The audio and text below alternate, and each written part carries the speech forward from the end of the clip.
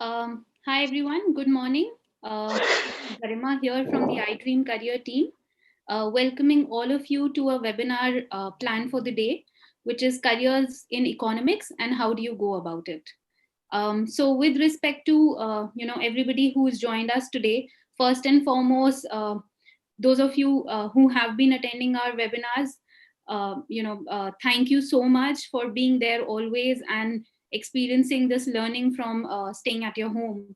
At the same time, welcoming others who have joined us today, teachers, counselors, principals from various schools, our own career counselor community, as well as students who have been taking the maximum benefit, especially during this weekend.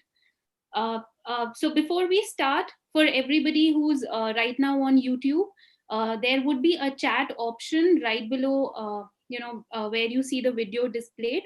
So if you would have any question or any input to have, put up in between, just go ahead and type it down, and our team is moderating the chat.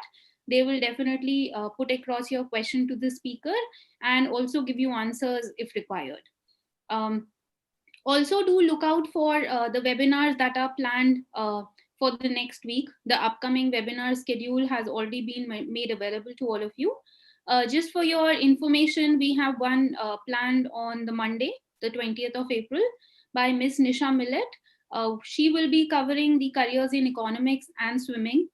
She's an Arjuna awardee, and we will be conducting this webinar at 5 o'clock in the evening on Monday. All right. So, right before we jump into the webinar, it gives me immense pleasure to have Mr. Kunal Kumar Kundu from Bangalore joining us. So, I'll just be going ahead and giving you a small little brief about, how Kunal basically landed into this career for himself, and from there he'll be taking up the webinar for all of you. So, Kunal studied at the Maulana Azad College in Calcutta, and from there he's moved on to do MSc in Economics from the University of Calcutta, and post that he has done his postgraduate diploma in equity research and analysis. And also from there in 1996, he finally graduated from the Indian Institute of Planning and Management, doing a PGDBM in finance and marketing in minor. So Kunal holds almost 20 years of work experience. So, he's worked with great companies. He's worked as an economist. He's worked as a head of economic research at Infosys. He's worked as a general manager. Right now, he's working as an economist for the Society General Corporate and Investment Bank for almost 7 years now. So, Kunal, firstly, thank you so much for taking out your time and joining us today and apprising all our participants with careers in economics. I'm sure they'll have some great insights, and students are definitely looking forward to the webinar today. So, over to you, please. Yeah, thanks, Garima. Hi, good afternoon, everybody. As you realize, I'm Kunal Kundu. So at this point in time, of course, I'm an economist. So in a way, I'm both trained and a practicing economist. But I'll add a third aspect to it. What I would add is I'm more of a passionate economist, and I think that would possibly be a key. When one talks about career. So even before I take you through my career and educational journey personally, I thought I might touch upon this particular aspect of passion because, as I said, I think that really is the key because when you spend virtually 70 to 80% of your waking up hours, doing what you're doing, you're working in the office or now on the current lockdown situation, maybe even working from home, but you are actually glued to what you're doing. I think it's very important that if you can marry your passion with your career, I think a very big pain point of goes away from your career per se. So I think that typically is very important. In fact, when I speak to my wife, who happens to be a career counselor herself, she says that given my personality, I am actually in the right career. So that of course wasn't by design or by choice. It more or less happened.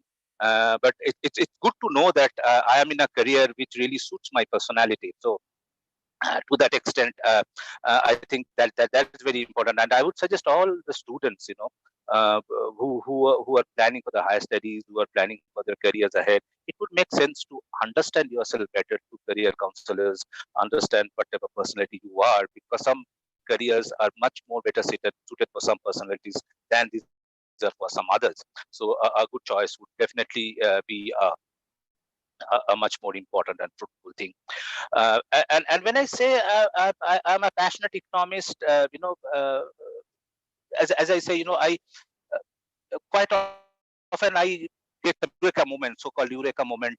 Even when I'm sleeping, I wake up at night, some idea strikes me, I think about it.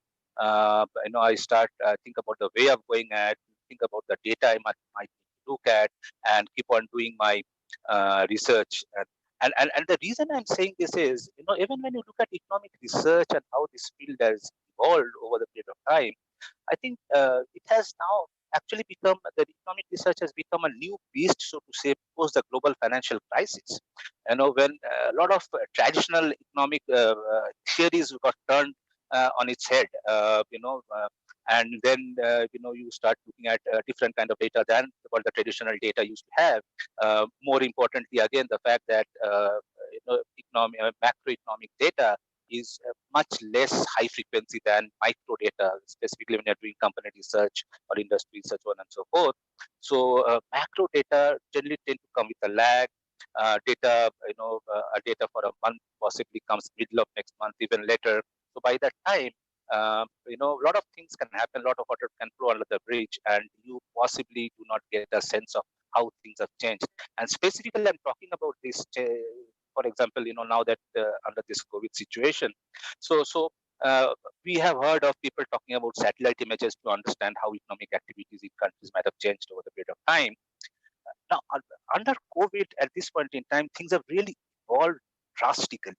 Things have changed so much. So what happens is, when you look, say, for example, GDP data, the forecast that is being done, generally GDP forecast tends to be quite stable across analysts. People who are looking at a particular economy, they do not deviate too much from their forecast of the GDP. At least there can be other data that can deviate, because depending on the quality of data that's available and the perception one has. But GDP data generally do not have a very high standard deviation when you look at the various forecasts that many economists come up with. But now I can tell you, if you go to the Bloomberg screen, and if you look at, say, the GDP forecast for second quarter 2020, and you pick up any country, you see a huge standard deviation, huge variation in the forecast between the analysts, because people are really not certain where the economy is going to head, how things are going to change. There is a big need for high frequency data to understand. For example, my colleague, who is a chief UK economist, he looks after the Google data that gives him idea about the movement of trucks near the port areas. So how things have changed, how the movement has fallen. So that gives a sense of how economic activity might have fallen. For example, look at, say, for example, Google mobility data, and I'm a big user of Google mobility data of late. And I'll just touch upon that a bit before I go to the other aspect. In terms of Google mobility data, when I'm looking at India, the data does tend to give you a sense that the lockdown has been very successful.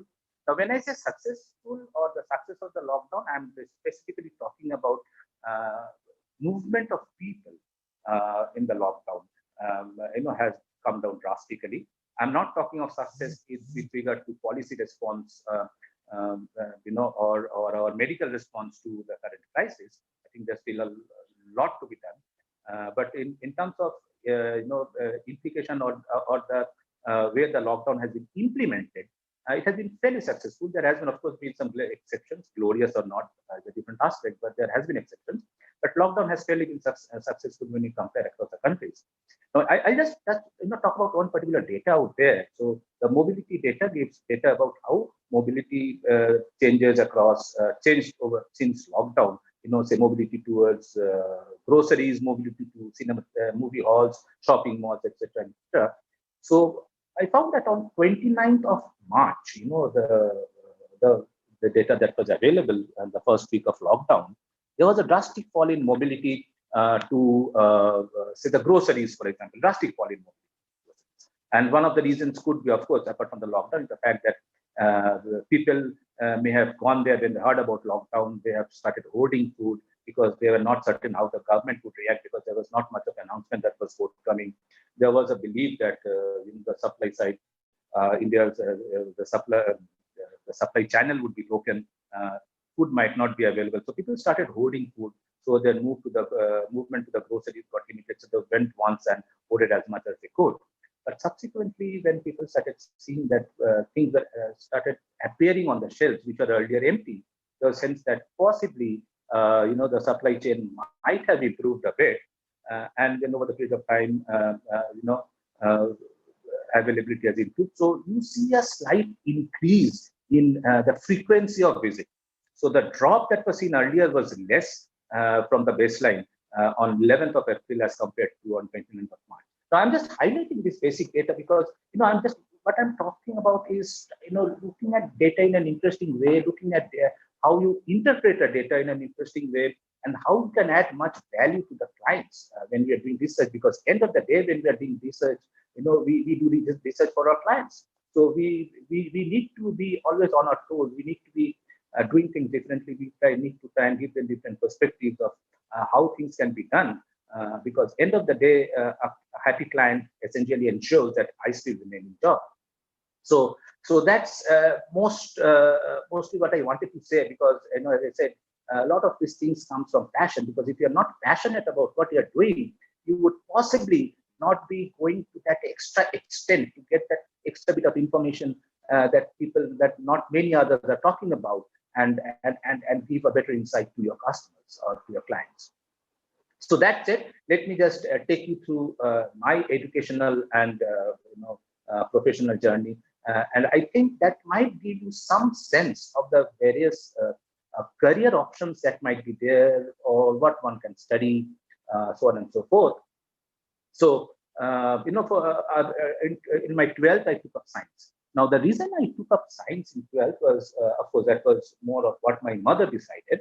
And she said, and rightly so, that if you take up science, your options going forward for higher studies would remain open. So science would mean you can branch out to science, you can branch out to commerce, you can branch out to arts or whatever.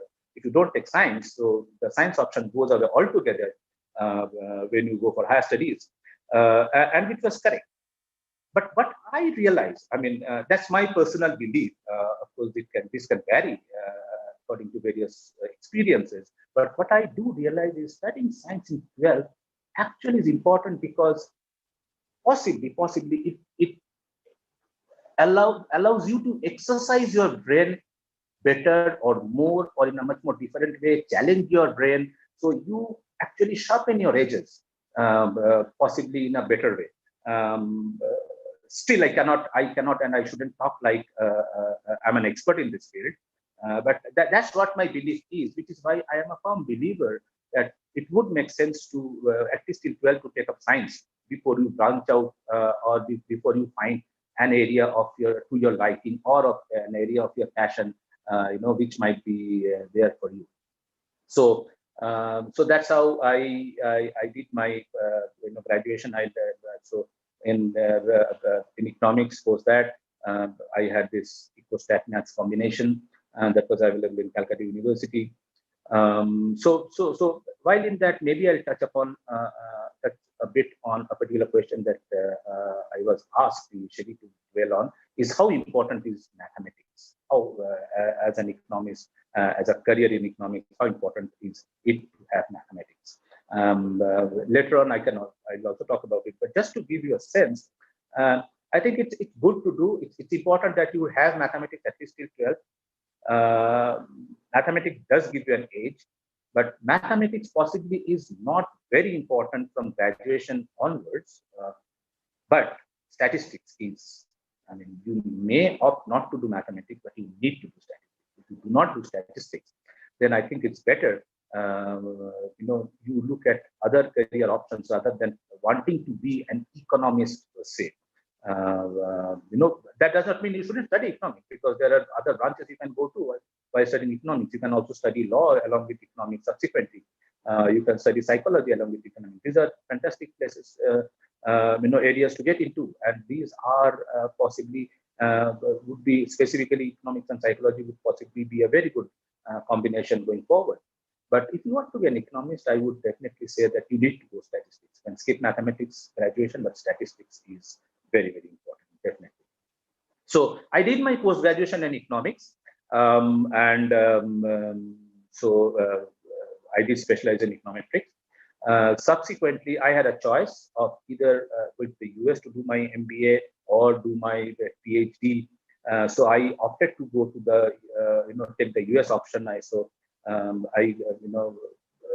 got admission to a lot of for a few colleges. I got even adequate scholarship to help me through. But unfortunately, I didn't get a visa for some reason. That was one particular year, certain weird things happened, so I didn't get a visa. But not that I regret that decision.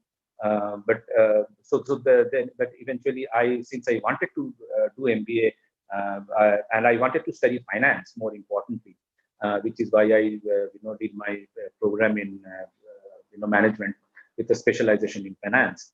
Of course, that point in time, management was a very in thing because the idea was, if you want to grow in life as a man or in career as a manager, it's very important that you do management. But I did management simply because I wanted to study finance.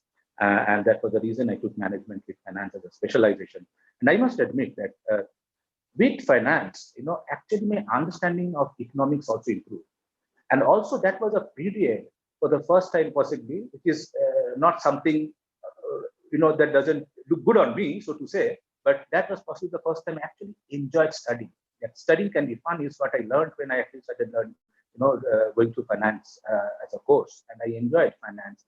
And as I said, I also possibly understood economics better after studying finance. So while in between that, also being the second year, I did a course from ICFAI. They had this course on equity research and analysis because I started liking finance so much. I wanted to go into the depth of it. So I thought, why not do this particular program on equity research and analysis? So to add more value to what I did. So eventually, when I graduated, I started working for the Dalal Street Investment Journal. I don't know how many of your students really are aware. Some of you may be, but at that point in time, it used to be a market investment journal. I mean, Dalal Street Journal and Capital Markets were the two investment magazines that were available in India, and Dalal Street, of course, was number one. And I was there working as an equity research analyst in the Dalal Street Journal. So that was a good experience. But that also helped me. I realized that I also had a flair for writing. That does you no harm, actually, so to say. If you do research, it is also very important that if you need to go to the clients, you need to be able to articulate your thoughts better.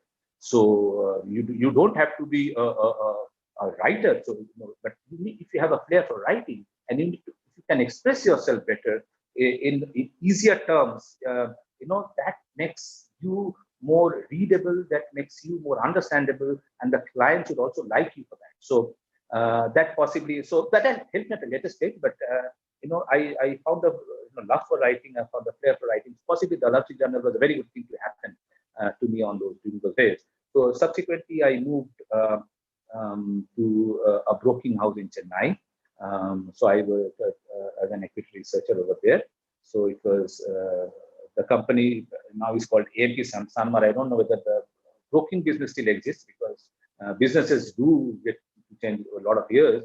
So that was called AMP Sanmar. That's called AMP Sanmar now. So I joined there as an equity research analyst again. Subsequently, I joined Fitch Ratings. It used to be called Duff & Phelps Credit Rating then Fitch took it over, and it's called Fitch Ratings now. Now they call it actually India Ratings. So it's part of the Fitch, the global conglomerate, which is a behemoth rather, which is focused on rating. Third after S&P and Dow. With Fitch, I was part of the research team. S&P and Moody's. So with Fitch, I was part of the research team. So working along with, of course, the credit analysts over there who are doing all of this credit evaluation. Then from Fitch, I moved to Indo-German Chamber of Commerce, and that's when my journey as an economist began. So they were looking for an economist. They set up an economic research unit. So I was looking after equity research, economic research with Indo-German Chamber of Commerce. Subsequently, I joined Infosys. That was the company was then called Progion, or Infosys BPO as it is currently called, which was not only into BPO, it was also into so-called KPO that we called at that point in time, which was subsequently called Knowledge Services. So Deutsche Bank was a very big client for them. And so I joined their European economic research team, while doing, when I joined them. So eventually I moved up. I eventually became the head of the entire Deutsche Bank operation. The issue is not about that. I think that point in time, that came an important time in my life when I had to take a decision one way or the other. Now, if you're working for any outsourcing company, even if it's research outsourcing, you hardly get a chance to have a career option related to research or the subject matter you want to be involved in. For their growth will come if you can become a manager. So otherwise, your growth can be fairly limited as a subject matter expert. And that's the fork road I came while in Infosys, whether I want to be a manager or I want to be a researcher. Of course, by that point in time, I actually became a manager. I was managing a team of 100 researchers. So I got a first-hand experience of what it was like. And to be honest, I realized that's where my calling lies. I wanted to stick to research. It was a tough choice. Many people advised me against it because research was going through a very bad time, and managers are more flexible. They can move from one department to another. But research, the moment you take up research, you actually, in a way, are more prone to any downsizing that can happen when business turns bad, because it's difficult to accommodate you in any other areas other than research. Of course, if you are flexible enough, you can still do. But I somehow was not very keen to move out of research because I realized being without research was extremely stifling for me, and which is why I decided to move out of that. I initiated a discussion with them. We started our economic research team. We hope to do something with that. But being a technology company, it was stuck going. But that point in time, something very good and very important happened to me. So Nouriel Roubini, many of you would know. Many of you may not know.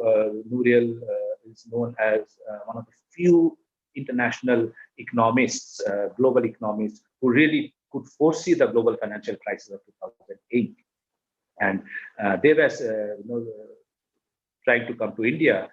So their team got in touch with me because they wanted me to be part of the team to start the operations there and do the research for them. By that point in time, also I became a pretty prolific writer. I was writing for Wall Street Journal, Financial Times, Strait Times, and a few other Indian media houses, well, Economic Times, Business Standard, and so on and so forth. In fact, I also had a specific column with Business Standard at some point in time. But but possibly that was also a reason why they knew me better. So they wanted me to join them. So I joined Roubini Global Economics. And I would say that that possibly was one of the best phases in my life. I mean, my learning was shot up. It's like crazy. Working alongside Roubini was a huge experience, in terms of how people look at things, how research can be done, how international research gets done is amazing. So that was something that was fantastic learning for me. So post Roubini, I joined Societe Generale. Interestingly, Societe Generale turns out to be the largest steam stopper, or the longest steam stopper. I'm about to cross 7 years in Societe Generale. So in 20 years, if you work for 7 companies, that may not say big about your stability. But yeah, I've lasted long enough in Societe Generale for about 7 years. And so here I'm the India economist. I also look after Indonesia, but I'm the chief India economist with Societe Generale. I continue to do a lot of work in economics. And more importantly, I need to, as I said, this is where my earlier skills about writing reports, quality reports, turning out reports, because when I was with outsourcing with Deutsche Bank, I was doing the stuff, I was doing the report, but the report never went out in my name. So there was no way. So the report went out in the names of the chief European economist, but the report was written by me. So that was a downside to that, because I was not able to build up a brand for myself, which I was very keen to. Sogden gave me that opportunity. So I have been writing a lot of reports, and because of that, I've been traveling a lot very frequently to most of the Asian and European countries, meeting up with clients, talking to them, helping them understand our views, helping them understand, bridge the macro view with the micro view, with the various asset class views, and talk about so many things that the client would be interested in. So, Kunal, yes, sorry to intervene in between. So, I'm sure all of us find your exciting journey. Perhaps it's been great to hear you. But right now, we have a lot of students and counselors on board with us. Yes. So I was just about to tell you that we should go to the slide now. All right. So I'll just share my screen. Yeah. And, maybe you would want to take it up from there. Yes. Okay. So essentially, that's the when I'm talking of careers in economic research, so what I do talk about is the fact that what are the multiple options that are available with you. I would say there are, in economics per se, there are two broad categories. Corporate research and academic and/or policy research. I am part of the corporate research, corporate economic research team, not academics per se. So for corporate research, if one wants to be in corporate research, it has to be a postgraduate economics is absolutely a must, no doubt about it. I mean, you cannot think of getting into economic research in the corporate world doing your graduation, because that way, even if you get into it, your growth will be rather limited. So you have to do postgraduate in economics and corporate research. In economics, if you have to get into corporate research, along with that, some certification courses would of course help, which is why when I talked about my career journey, I talked about doing a course on equity research and analysis. But there are multiple other such options that are available. Now there are so many websites that give you so many options to go for that will add value to your career, that will help you bring more to the table for your employer than you otherwise could have. So, but for academics and or policy research, a PhD, even if it's not a must, I think it's really essential.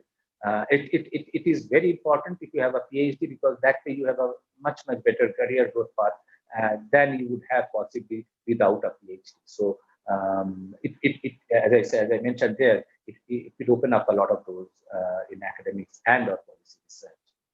So now, Garima, if you can go to the fourth slide. So we're talking about corporate research.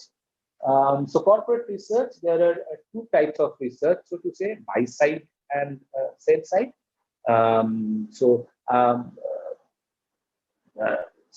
Here this got flipped around, my mistake. Sorry. Mutual fund is buy side, and investment bank and stockbroking thing is sell side. It should have been flipped around. Why I say buy side and sell side? Why is investment banking or stockbroking house is a sell side research? That's simply because of the fact that we do our own research and go and tell the clients what to buy, which stocks to buy, which bond to buy, which commodity to buy, which currency to buy, so on and so forth. Similarly for stockbroking house. So basically, in a stockbroking house, you actually tell your clients what to buy. But the kind of research that you do, involves a lot of data tracking, analysis, building of various forecasting models, and that's key, of course. How you build up your forecasting models, forecasting for GDP, forecasting for inflation, currencies, how this might move, currency pairs, maybe INR USD, maybe INR EUR, rupee or euro, rupee or dollar. So then bond yields, multiple bond yields, so on and so forth. So you need to be able to have models which gives you a sense of where these are heading and what are your expectations in terms of what the yield might be a year down the line, or how the currency might be, say, next month itself, how the inflation data might come out to be, and how that might impact your own GDP forecast, your monetary policy expectation, so on and so forth. So essentially trying to understand the change that might happen and try to build that into your forecast, so to say, and then come up with where the economy might be heading and those kind of stuff. Now, mutual fund, on the other hand, is a buy-side research because basically it's a fund which your customers or your clients actually buy to. So what you do is you buy equities, you buy bonds or whatever for the fund. So essentially you are buying. So you are giving your inputs of what to buy to your own company, to your own fund. So that is a buy-side research. The research type doesn't change much, of course. It's just the way we categorize the two researches. Which is where the mutual funds are more of buy-side, and what I do is more of sell-side in the investment banking space.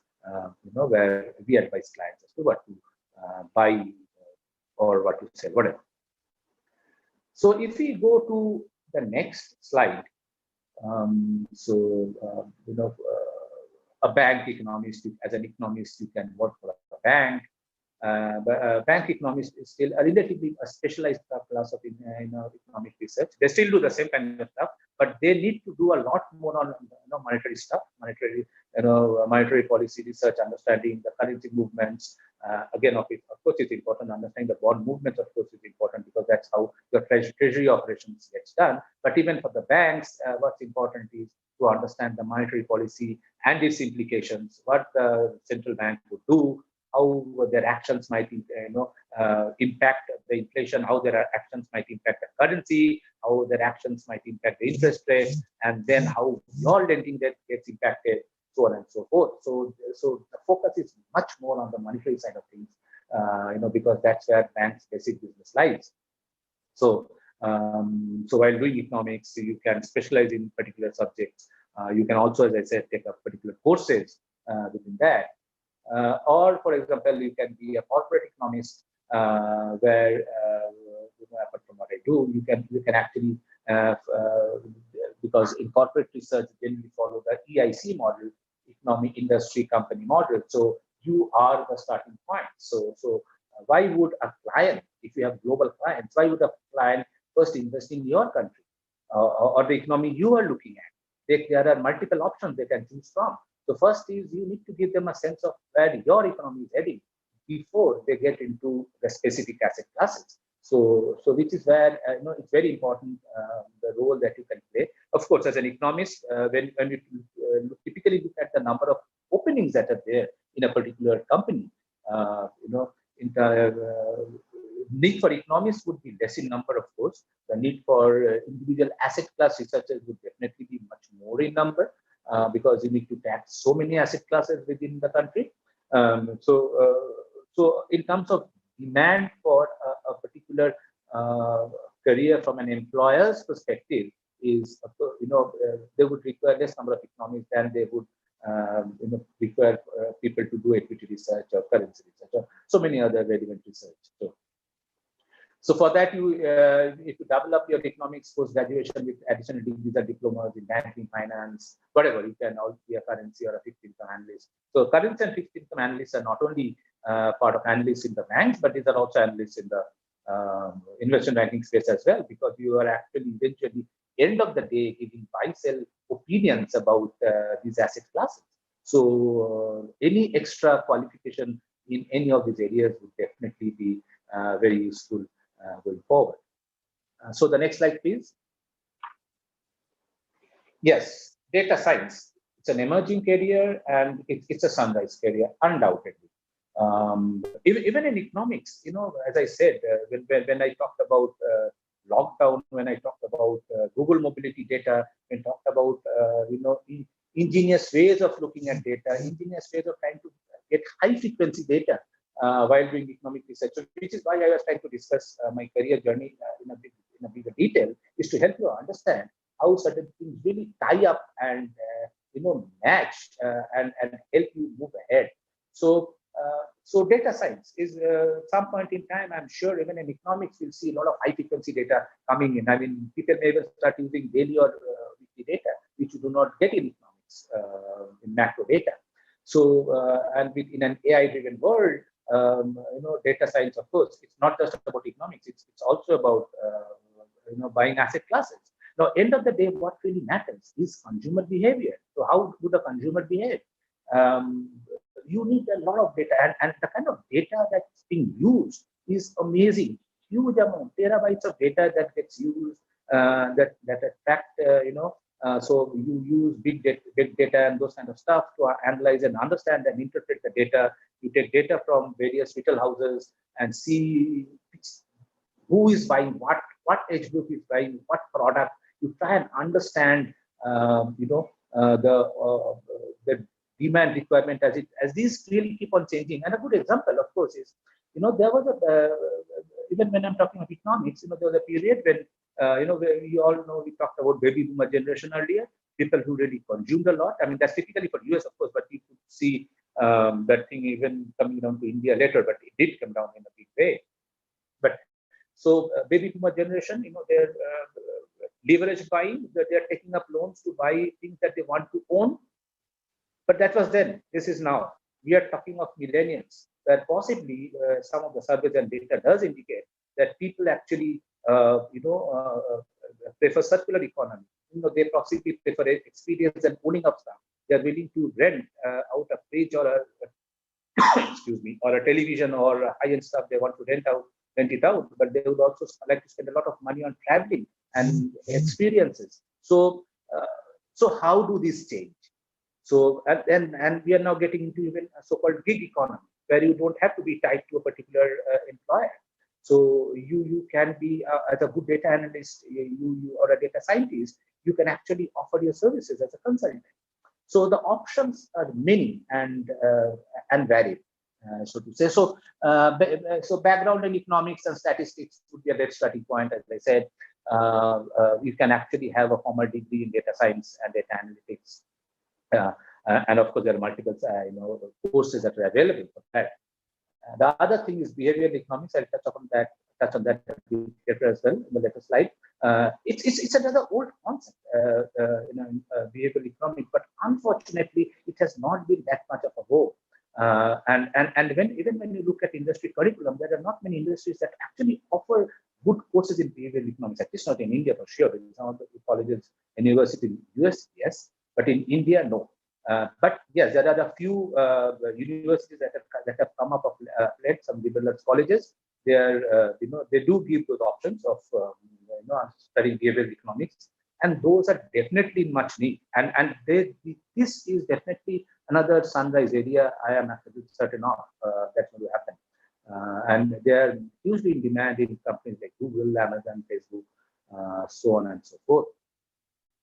So, Garima, if we can move to slide 8, talking about policy research. So, when I'm talking of policy research, there are, of course, think tanks.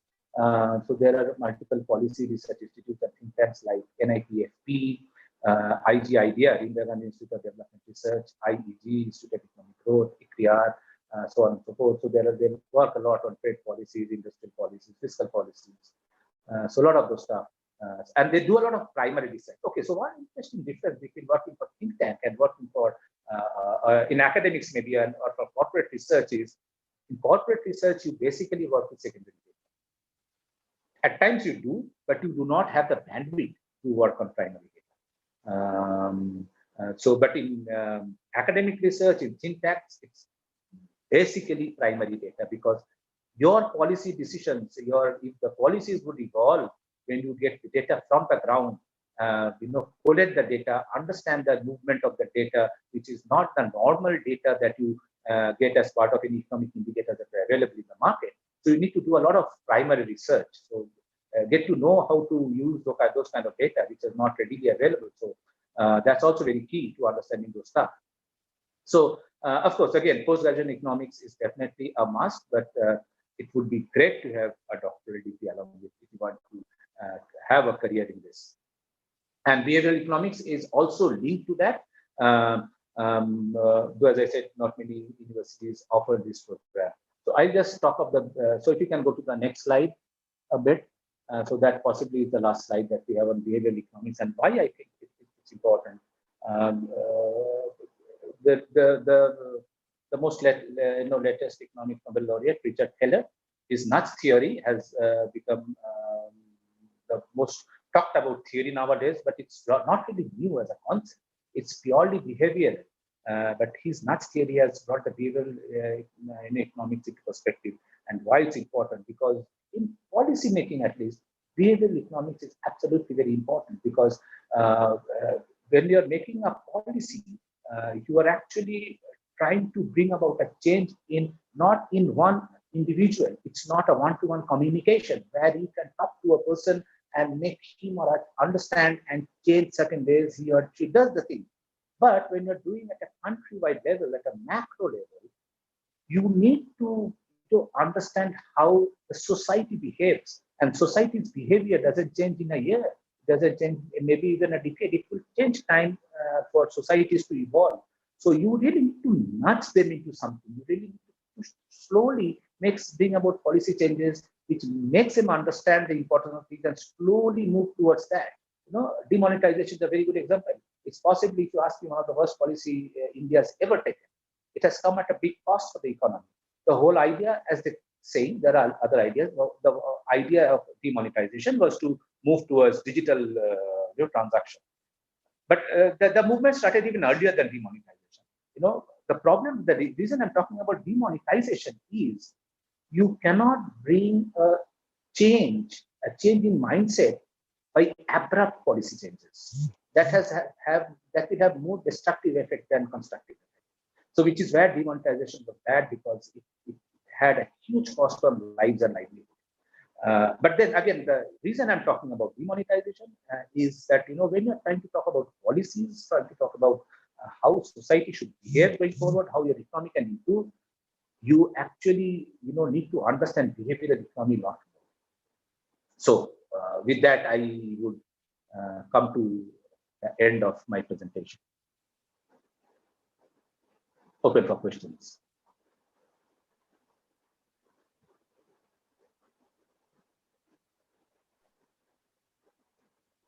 All right. Thanks, Kunal. So just before we take a few questions, just requesting everybody to please make sure that the questions are being posted on the chat box. So we'll take them up for you. So Kunal, we already have a few questions in pipeline, and I'll start with them right away. So first one is, what do you think are your views regarding a bachelor's degree in economics, mathematics, and statistics? I think this is the best combination one can have, to be honest. It's not because I have taken it, but since I have experienced this research field for so many years, I think this is the best combination that one can opt for, because possibilities are immense. So you drop one, you drop a possibility, so to say. So you still at that point in the possibility do not know where your calling lies, what kind of research you want to do. So it would always be good to have that as a combination for sure. Okay, all right. So moving to the second question, what is the scope of BA Economics in private sector? See, as I say, if you want to be in research, wherever it is, don't stop at bachelor's. It's important to do BA Economics. I mean, if you want to talk about the difference between BA and BSc, well, okay. In that case, BA Economics without mathematics is still okay. But as I said, it's important if you can have statistics and that, but BA may not offer statistics. So in that case, the possibility of having a research career in economics would be very, very limited. There can always be glorious exceptions, but that's not the rule, so to say. So you, along with economics, you can possibly study law, you can possibly study, psychology, and that can help you even in your career. So I'm differentiating BA and BSc Economics. But if you ask me generally for a career in in a corporate world, not bachelor's. It has to be at least 2 masters. Otherwise, it will have a fairly limited upside. All right. Moving to the next one. What is the difference between a BA in economics and a BSc? Main difference, as I said, is at least statistics. If you have mathematics, is even better, which Calcutta University offers. Not many university, at least at that point in time in India, used to offer that, which is why Calcutta offers what Calcutta offers is called BSc. Others are mostly offered BA, though BA also had statistics. But Calcutta University offered BSc because it offered both both statistics and mathematics. So essentially, it's about BSc Economics. Is as what I said, economics and statistics has to be there. If you have mathematics, it's even better. But yeah, economics and statistics. So I actually majored in econometrics when I did my post-graduation economics. That does help. Okay.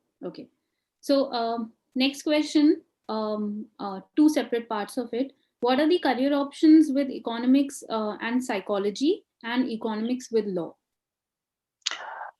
See, essentially, when you talk of economics and law, essentially you are talking of getting into some sort of a corporate, becoming a corporate lawyer. As I said, it's not necessary that you need to study economics, but if you study economics along with law, you still gear yourself up for the legal field in the relevant area. You can also be a lawyer in the area of IP, intellectual protection. One can be a lawyer in WTO, for example, because there are so many trade disputes that come up. So understanding economics will help you understanding or getting into those kind of disputes that are related to this area. So yeah, that will help, not just your legal acumen, but your understanding of those kind of stuff. That will definitely help in terms of this thing. So with economics and psychology, so consumer behavior.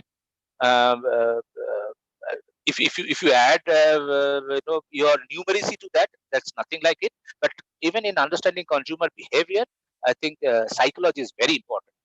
You understand the change in psyche, how consumers are changing, because that's key. Because that's key to your business. Business has to evolve. I mean, the pace of evolution of business is like nobody's business nowadays.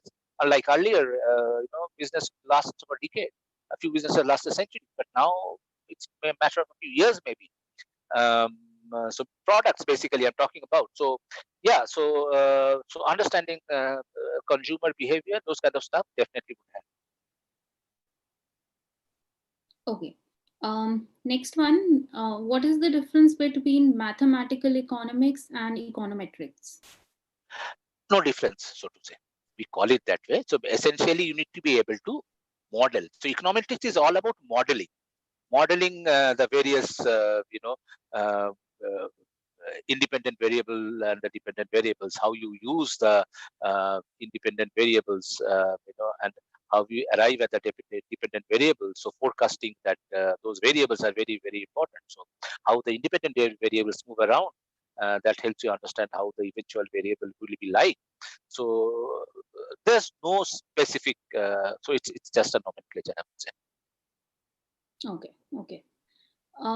Next one is, can we study macroeconomics post 12th without statistics? You can have economics, you can have political science, and you can also have some other, because now even colleges are opening up to newer ideas, opening up to offering newer subjects within a particular area that was not available earlier. Good example is Raghuram Rajan. He's an IIT, and look at him, he's an economist. He hasn't even studied economics, so he's a glorious example. So of course, IITians are numerate, so that's a different thing altogether. But what I'm saying is, yes, you can of course study economics. You can be an economist, but to be a good economist, by studying only macroeconomics without getting into statistics, you still need to be quite lucky in your life. But yes, you can of course do macroeconomics. You can study macroeconomics definitely without taking up mathematics and statistics. Okay. And it's not that the careers are not there. There are career options. All right. So next one is, are there better prospects for science students who have economics in 12th, to carry on a career in economics rather than anybody who's from commerce or humanities specifically? No, not necessarily. Not necessarily. See, if you have a science background, uh, ideally I would expect you to take up mathematics and statistics because you are already there. You are ready for it. You, of course, you may not like. I mean, after having taken up science, you may not like mathematics. You may not like statistics. Having been there and done that, and you realize you don't like it, you may not take it. But the basic assumption is, if you have done science, you are numerate. You can see patterns. You can understand the language of the numbers, and it's easier when you take up mathematics and statistics. But purely from macroeconomics angle, there's no difference. To be honest, no. Okay. In terms of behavioral economics that you spoke of, any particular good institutions that you can recommend? See, I know about a few, but though my wife, being a career counselor, knows a lot more. But what I know is Ashoka University, which has come up of late, has a course on behavior. Ashoka is doing quite well, actually. An university that never existed during our times, but Ashoka is really doing quite well. I'm not sure about Azim Premji doing. I think Azim Premji also has it, because have seen a lot of policy papers coming out, very interesting policy papers coming out from Azim Premji University as well. So they may have it. I'm really, to be honest, I'm not really very sure about them, but I know for sure Ashoka offers, and most likely Azim Premji too does. Okay. Okay. Next question. Does a distance PG course have any value while we are working in this field? In this field, as in, if you can be a little more specific. So it's basically says, I mean, rather than doing a regular one, do we do That's anything? fine. No, when you are working as what? Working as a general economist itself. I mean, it's a it's a very holistic term we are here speaking of. I mean, would you recommend somebody doing a postgraduate in any, maybe replace MA in economics with a distance learning course? See, if you are already into economics research doing your bachelor's, it's always recommended. It's always recommended. You need to add weapons to your arsenal. It's always recommended that you do a post-graduation, because that definitely takes you apart. That's number one. And that apart, learning is a never-ending process. And in fact, lockdown possibly is the best time to use, for the students at least, to use the time to, take up multiple courses that they think actually matches up with their career as aspirations and options that they have. So yes, distance learning, these are all distance learning. I mean, distance learning had a pretty, the kind of connotation was pretty bad. Distance learning used to be, I mean, you do it for UGC or whatever. I mean, it's not value. I think that's all wrong. That's all nonsense. And now, with so many courses being available online, there's nothing but distance learning. And one can always add more weapons to the arsenal to all of these programs. Yes, one just needs to pick up what's available and what's relevant and go for it. Okay. But then what do you recommend? MA in economics or an MBA? Depends on the choice. Depends on the choice. Absolutely, what career choice one has. See, as I said, I wanted to study finance, which is why I took up MBA, because I specialize in finance. Along with economics, I really wanted to understand finance, because I believe that will make me a much more holistic researcher. When I'm in this field, I can understand many things possibly better if I study finance. So that was the reason I went for it, not specifically for MBA per se. So MBA is a different ballgame. As I said, I didn't want to be a manager. Took MBA, I did MBA, but I never wanted to be a manager. So there's a dichotomy there in the first place. I just did MBA because without MBA, at that point in time, I couldn't have studied finance otherwise, separate. So that was the reason. But if you otherwise want to study MBA, whether the choice is between MBA and or masters in economics, I think it depends on your career options and what you're liking. So it's not one over the other. If you want to be in economics, there's undoubtedly it will always be, as far as I am concerned, it has to be master in economics. Okay, fine. So next question is, what changes are expected in economics research after the corona crisis? Well, as I said,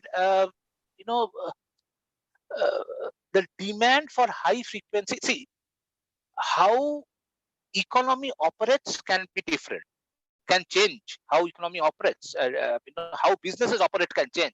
So how businesses operate, if these change, how economy operates will also change quite naturally. So corona crisis will impact businesses and will impact economy, of course. But when it comes to research per se, you know, now there is a need for innovative data, as I said. When you're looking at Google, data from Google to find out the trucking data, the movement of trucks in the port. So maybe going forward, people would actually look at, even in the normal cases, normal situations, people would look at that. People would look at, um, when try to understand how the exports of your economy is doing, you might look at a baseline scenario and look at how the movements has happened, or the Google mobility data. Specific places have suddenly some movements increased or not. Whether this increase is a one-off increase or there is actually a trend that you can see from that increase that explains that possibly here is a change that's happening. A good example, when I was looking at one RBI consumer, expectation survey, there's a very interesting data that I saw. So there is an expectation about what the consumers expect their income to go in the next, say, 1 year or 2 years, how they expect it to go. There's also a segment of expectation about buying consumer durables, which is called discretionary. There's an interesting phase when I saw, and it's still there. It shows that even when people are expecting income to go up, they're actually expecting spending on discretionary or the consumer durables to go down, which is why I alluded to earlier when I was talking about, again, my career, the fact that, the millennials now are looking possibly for more of experience. They are not possibly looking as much for owning a big TV or a big fridge. They might love to go to exotic places. They want to have more of experiences rather than owning up stuff, which would just depreciate in value. So the circular economy, when where they can rent out stuff. So you look at those kind of data and try to understand whether the behavior is changing and whether the change in behavior is permanent or not. One-off change means nothing.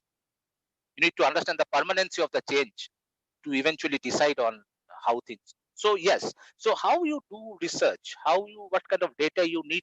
So yes, that way the need for different kind of data would evolve, and that would mean need for different kind of data providers.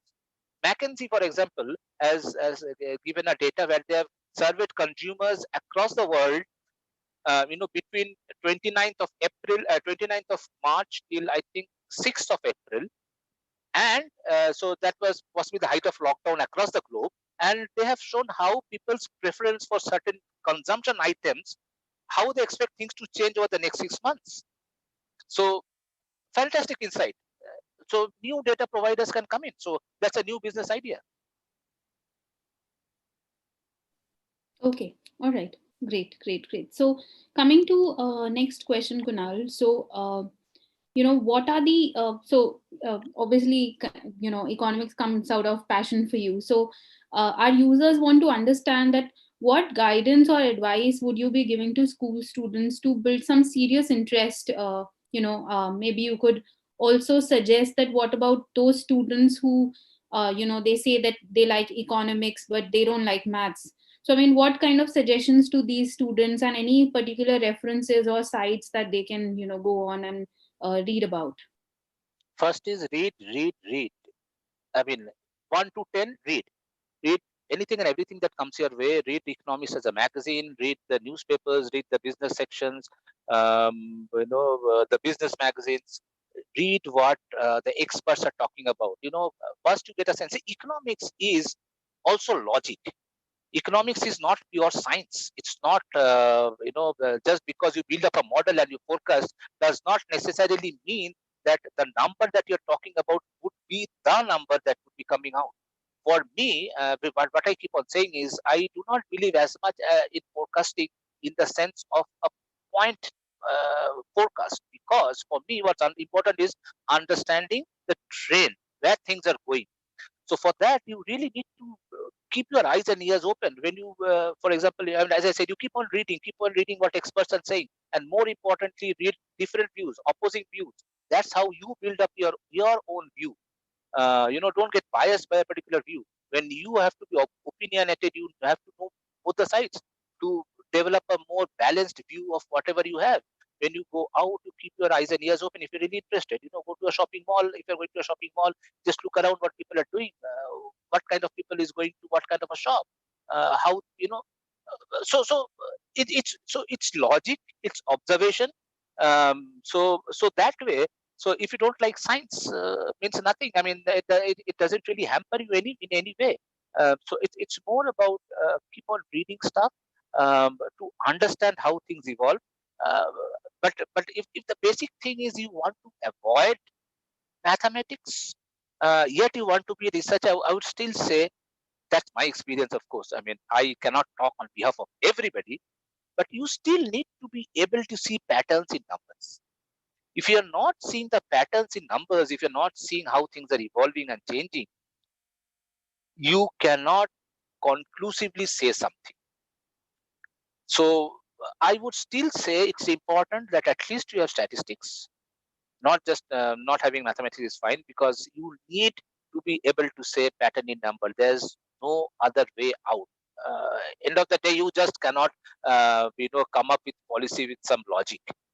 Logic has to be, end of the day, being backed by data, that this is how the society or this is how the consumers to get on the whole are behaving to whatever stimulus is available that the market is giving. So I ought to be honest. I think why it's very important you keep on reading, keep on understanding stuff, but no, difficult to avoid statistics, at least. Okay, all right. So coming to your experience, Kunal, when you recruit people at maybe entry level, what qualifications or other aspects do you see in a candidate? As I said, we do not recruit anybody below post-graduation. I mean, I have never in my life recruited anybody below post-graduation. What I do look at is the awareness of the candidate. See, when you're fresh out of the college, you're not expected to know everything under the sun. That's perfectly fine. But what would possibly help you stand out is your awareness. You should come prepared, with the knowledge of what's happening around you, what's happening around the world, how certain things have changed, how things have changed, and how the economic behavior has changed. Read up the newspaper just before coming, what has happened across the globe or in some specific issues. Why oil prices have fallen. We all know oil prices have suddenly fallen, but why have oil prices fallen?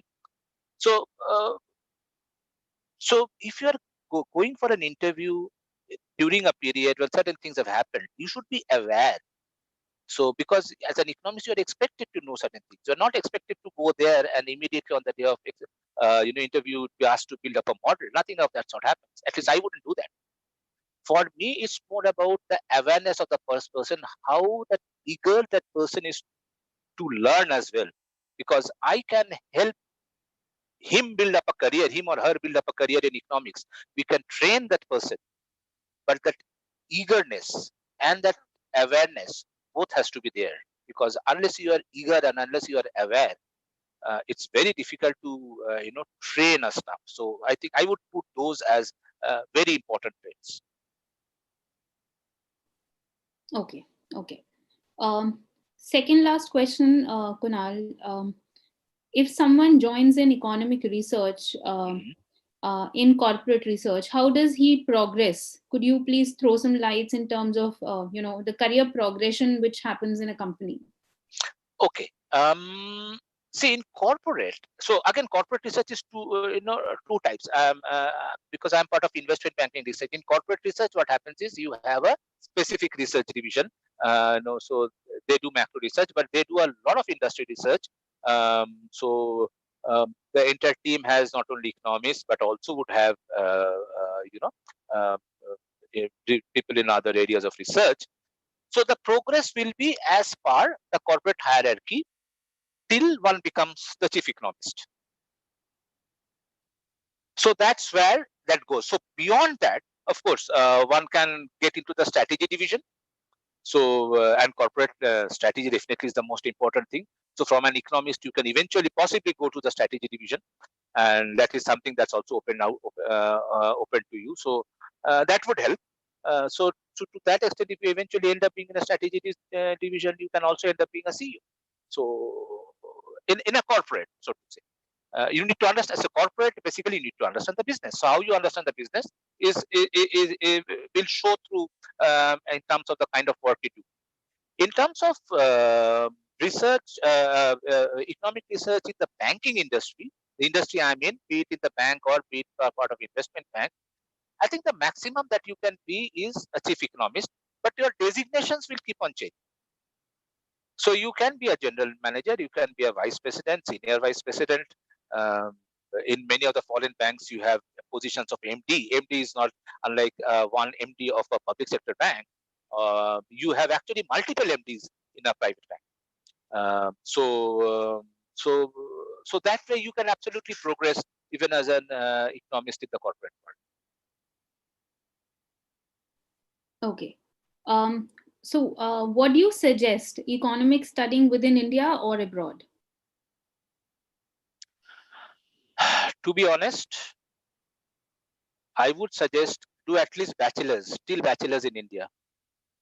But masters onwards, it's always, if you are able to, if you are financially capable of, yes, the US makes a lot of sense. US makes a lot of sense. But as I said, there are, but there's still a lot of good institutions in India. Delhi School of Economics at par with anybody.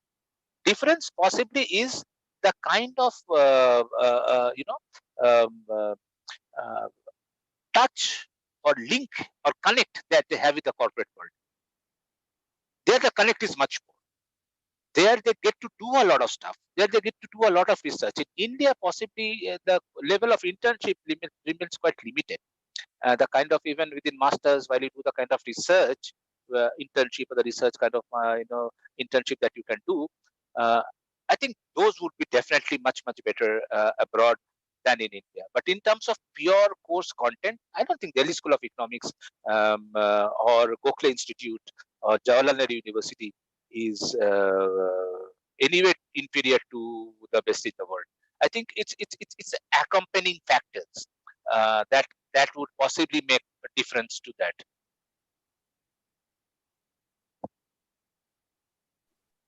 Okay. So, we'll just go on with one last question. Yeah, sure. There is, there are experts who say that economic research will be done, by AI in the future. So, Yes. what do you think about, artificial intelligence coming into picture? And absolutely. Yes. Sorry, continue. Yeah. yes, and what you think would be the requirement then of economic researchers in the future? Good point. There would definitely be, see, artificial intelligence can give you the data. That's for sure. How do you interpret the data? So just having a data in hand makes you no wiser, unless you are able to interpret the data. As I said, artificial intelligence will be important. You will be getting a lot of insightful data, plenty of insightful data. But how do you interpret the data? So I don't think that would necessarily reduce the dependence on economists per se. The way the economists looked at data would change, and that's what I've been hinting out all this time. The way the economists, the way I need different kind of a data. I'm not happy with the kind of data that's available, which is why I'm looking at Google mobility data. I'm looking at the McKinsey survey data, which gives me a sense. There are many such data that ought to be available, that should be available, but not available at this point in time. So yes, artificial intelligence would help. That will just, I would say, broaden the entire area of economic research. Your understanding of the economy will broaden much more when you get a different kind of a data, better quality of data, when you can see the pattern in that data and understand the economy better. That's for sure. It's very important, but no, I wouldn't say that it will suddenly reduce the need for an economist. And if you don't understand economics, the data really doesn't make much of a sense. As I said, it's behavior. It's human behavior, human psychology. It's not just science, where you just put in a key in a program, you put it to a computer, and it generates an output. in economics, even with the data, even with the modeling, you still need to understand the underlying factors and see the pattern to arrive at a conclusion. All right. So, yeah. So I think, Kunal, that brings us, to all the questions that have been asked by our users till now. Sure.